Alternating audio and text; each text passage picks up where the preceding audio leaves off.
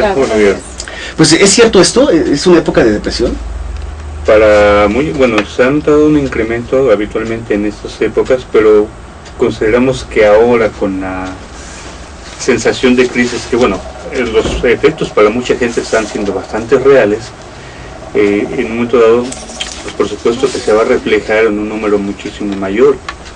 Tal vez una de las dificultades que podemos contemplar en todo esto es que mucha gente puede inclusive estar con cuadros de depresión y no reconocer que está deprimida. ¿Cómo es posible que no nos demos cuenta que estamos deprimidos? Bueno, mira, uno de los elementos importantes que muchas veces se suscitan es, primero, que no somos una cultura que acostumbra a reconocer los sentimientos o las emociones. Si podemos estar muy enojados y no reconocer que estamos enojados, podemos reconocer que estamos tristes y negar que estamos tristes, e incluso, aún sabiéndolo, podemos negarlo por el simple hecho de que no se acostumbra. Bueno, ¿cómo voy a hablar? ¿Cómo voy a decir esto? ¿No? Pero no sí es sucede. nada más la persona que está en depresión, sino tiene mucho que ver el contexto, la familia, los amigos y los lugares en los que se mueven, ¿no? La depresión se presenta mayormente en mujeres.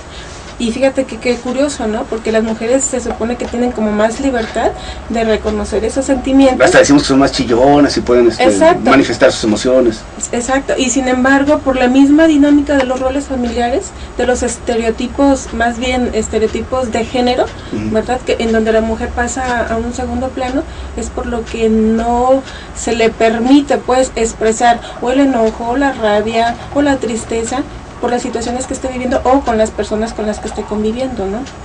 Y es ahí donde dice Tomás, cuando no alcanzamos a reconocer esos sentimientos, no los aceptamos, no los validamos, mucho menos los va a validar las personas que están a nuestro alrededor. Es decir, como tú dices, son hasta más chillonas, ¿no? Ay, ¿cómo vas a hacer un pancho por esa cosa tan insignificante? Y tendemos a no ver, a no querer reconocer esos sentimientos, ¿no? Y tú hablabas al inicio de la cuestión que viene de la Navidad y de la situación de crisis que estamos viviendo, ¿no? Y eso se presta para situaciones de pérdida que tienen mucho que ver con lo que es la depresión.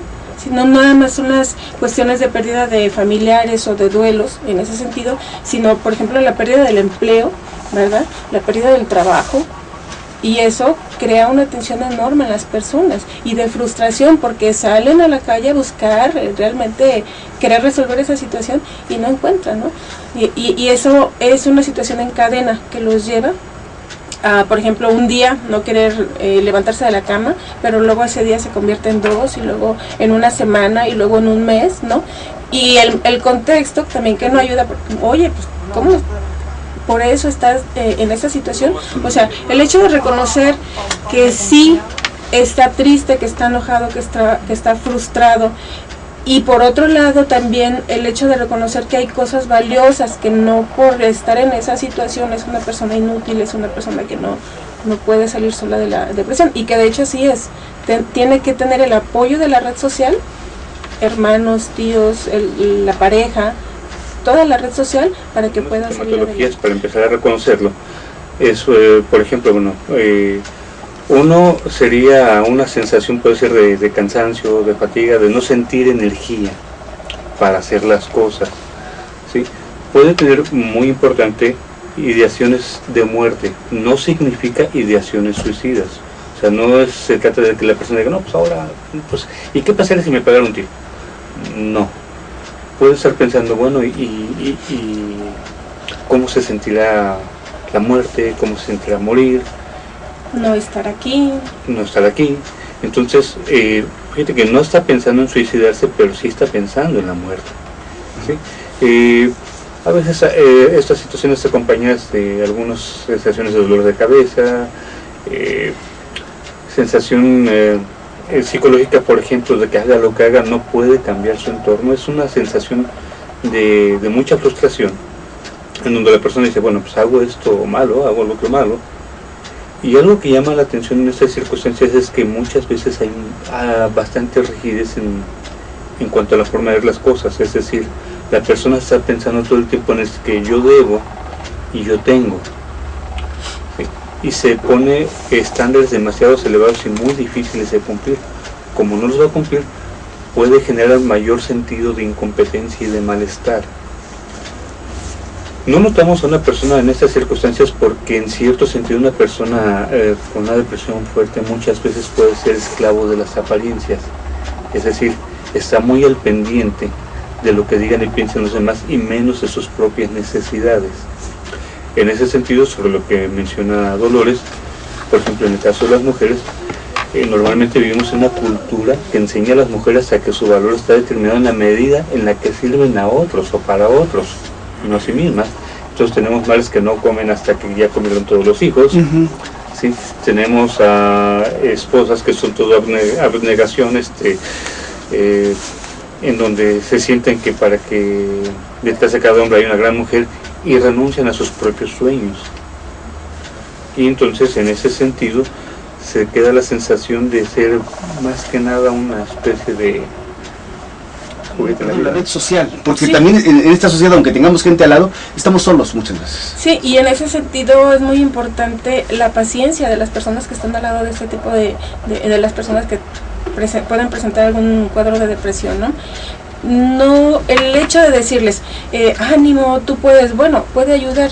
Generalmente no les hacemos caso a ese tipo de recomendaciones, ¿no? Porque por más que le echen caso, como decía Tomás, pues son exigencias de que, oye, es que los demás quieren que esté bien y no puedo, ¿no? Y me siento más frustrado conmigo mismo.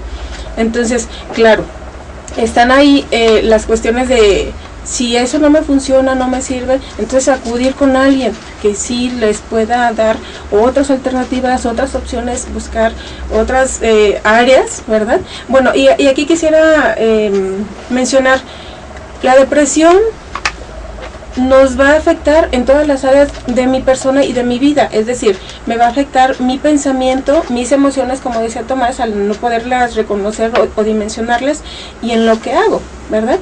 Entonces es como un círculo, un círculo todo esto. La cuestión es ahí encontrar dónde romper ese círculo.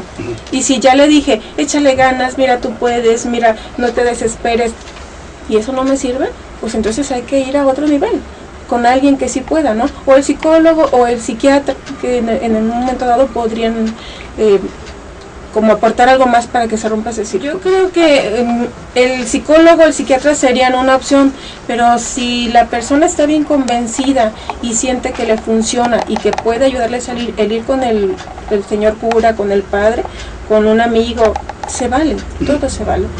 Yo creo que aquí lo que hay que establecer también es evitar casarnos con los diagnósticos. Digo, el problema es que muchas veces la gente dice, bueno, es que estás depresivo, y a veces causa más problema la etiqueta que se pone que la situación que está viviendo realmente. Así, por ejemplo, hemos tenido casos de personas en donde inclusive los han diagnosticado como depresivos, y resulta que, por ejemplo, recordamos el caso de una mujer que le habían diagnosticado depresión cuando realmente 30 días antes aproximadamente había perdido a su pareja sentimental con la que había vivido 50 pues, si no te pone triste eso es porque estás mal de la cabeza, ¿no? Entonces, pero ya le habían diagnosticado depresión. Entonces, en estas circunstancias toda la familia estaba preocupadísima por el diagnóstico de depresión, cuando realmente lo que estaba viviendo la persona es una situación de intensa tristeza, de duelo por la pérdida, pero que difícilmente se puede llamar depresión. Podríamos hablar de depresión o de una situación a considerar cuando, por ejemplo, hay una pérdida afectiva fuerte y después de 6 meses, 12 meses, la persona no ha podido procesar el duelo en un momento dado. Entonces, vale. Y en ciertas circunstancias va a ser conveniente el trabajo farmacológico, es decir, junto con el trabajo psicoterapéutico va a ser necesario un trabajo interdisciplinario en donde el psiquiatra también va a participar activamente durante el periodo con el que se trabaje con esta depresión.